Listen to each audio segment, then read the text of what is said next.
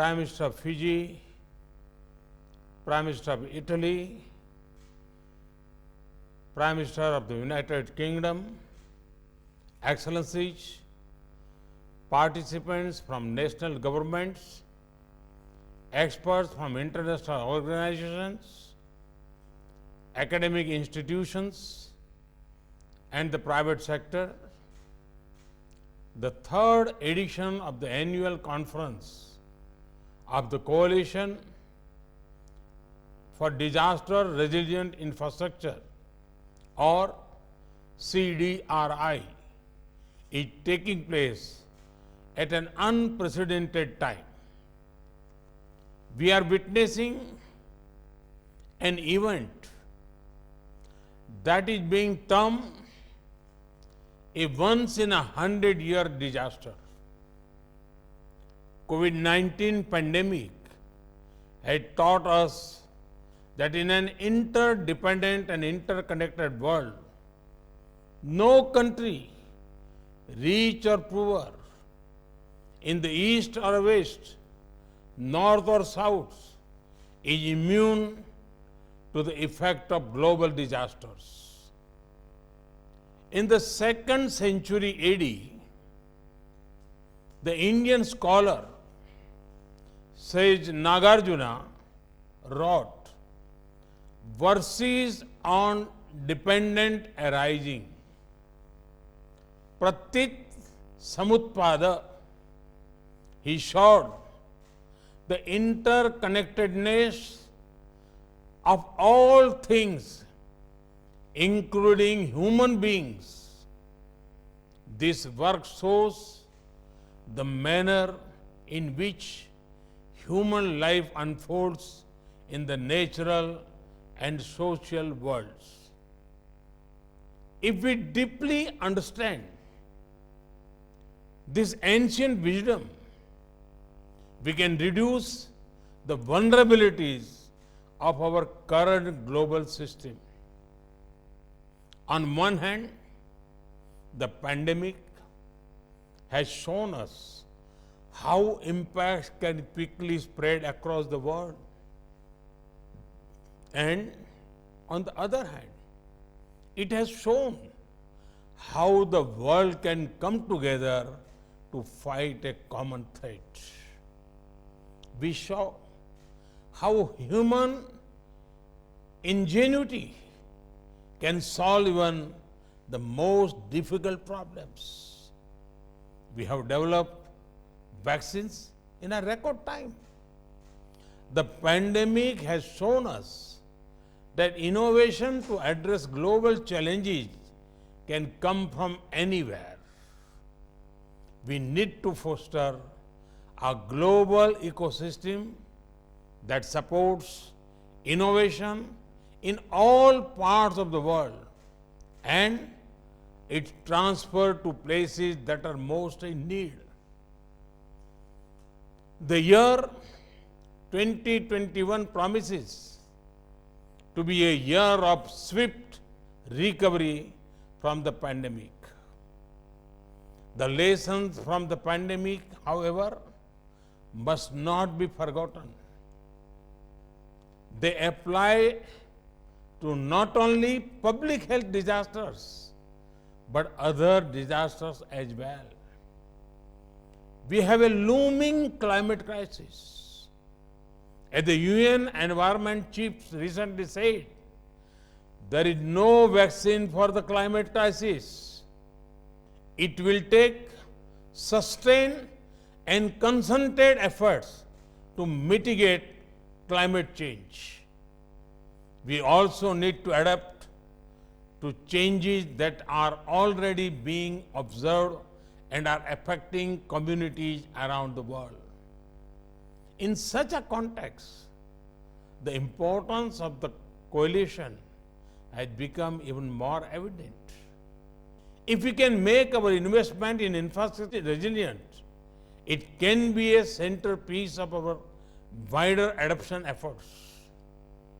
Countries that are making large investment in infrastructure, such as India, must ensure that this is an investment in resilience and not in risk. But as the events of recent weeks have shown, this is not a developing country problem alone. Just last month, the winter storm Uri knocked out around one-third of electricity generating capacity in Texas, United States. Almost 3 million people were left without power. Such events can happen anywhere. While the complex causes of the blackout are still being understood, we must learn lessons and preempt such scenarios. Many infrastructure systems, digital infrastructure, shipping lines, aviation networks cover the entire world. Effect of the disaster in one part of the world can quickly spread across the world. Cooperation is a must for ensuring the resilience of the global system. Infrastructure is developed for the long term. If we make it resilient, we will prevent disasters not only for ourselves, but many future generations. When a bridge is lost, a telecom tower falls, power system fail, or when a school is damaged, the loss is not just the direct damage. We should look at losses holistically. Indirect losses due to disruptions to small businesses and interrupted schooling of children may be several times higher.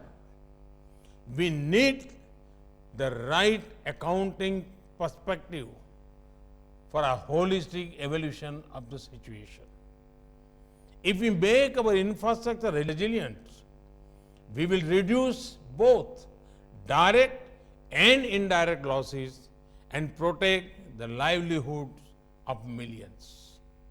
In CDRI's formative years, we are grateful to have the leadership of the United Kingdom alongside India.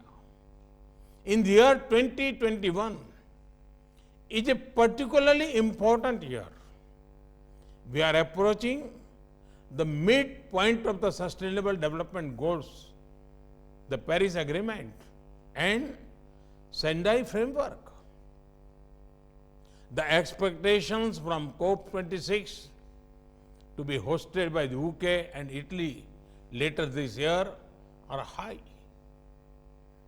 This partnership on resilient infrastructure must play its important role in helping meet some of those expectations. In this regard, I would like to share a few key areas that need to be accorded priority. First, CDRI must embody the central promise of the Sustainable Development Goals, that is, leave no one behind. This means that we have to put the concerns of the most vulnerable nations and communities first. In this regard, the small island developing nations that are already experiencing the impact of worsening disaster must have easy access to all the technology, knowledge, and assistance that they consider necessary. We must have the capability and support to adapt global solutions to the local context. Second, we must take stock of the performance of some of the key infrastructure sectors, particularly health infrastructure and the digital infrastructure that played a central role during the pandemic. What are the lessons from these sectors? And how can we make them more resilient for the future? At the national and sub-national level, we have to invest in capabilities for integrated planning, structural design, availability of modern materials, and a large number of skilled personnel in all infrastructure sectors. There is need for research and development in all these areas. Third, in our quest for the resiliency, no technological system should be considered too basic or too advanced. The CDRI must maximize the demonstration effect of the application of technology. In Gujarat, we built India's first hospital with base isolation techniques. Now, base isolators for earthquake safety are manufactured in India itself. In the current context, we have many more opportunities. We must harness the full potential of geospatial technologies, space-based capabilities, data science, artificial intelligence, material science, and combine it with local knowledge to pursue resilience. And finally, the notion of resilient infrastructure must become a mass movement, galvanizing the energies of not just the expert and formal institution, but also communities and particularly the youth. A social demand for resilient infrastructure will go a long way in improving compliance to standards. Investing in public awareness and education is a key aspect of this process. Our education system must enhance the awareness of locally specific hazards and their possible impact on infrastructure. In closing, I would like to say that CDRI has set a challenging and urgent agenda for itself, and it will be expected to demonstrate results very soon. In the next cyclone, in the next flood, in the next earthquake, we must be able to say that our infrastructure systems were better prepared and that we reduce losses. If damages occur, we should be able to restore services quickly and build back better. In our quest for resilience, we are all in the same boat. As the pandemic has reminded us, no one is safe till everyone is safe. We have to ensure that we leave no community, no place, no ecosystem, no economy behind. Just as the fight against the pandemic mobilized the energies of the world's 7 billion people, our quest for resilience must build on the initiative and imagination of each and every individual on this planet. Thank you very much.